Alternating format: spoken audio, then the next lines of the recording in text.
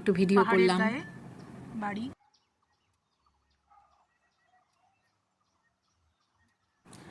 এনাদের বাড়ির সামনে কি সুন্দর ফুল ফুটে আছে। পাহাড়ে যারা থাকেন তাদের সবারই বাড়ির সামনে সামনে খুব সুন্দর পাহাড়ের সময় মানে পাহাড়ে ফুল ফুটে থাকে, বিভিন্ন ধরনের ফুল যেগুলো আমরা নামও জানি না। রাস্তার উপর দিয়ে এঁকে বেঁকে টয় ট্রেনের রাস্তা গেছে।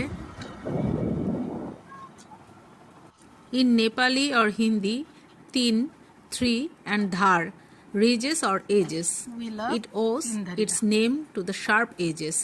Some believes it translates as the three streams.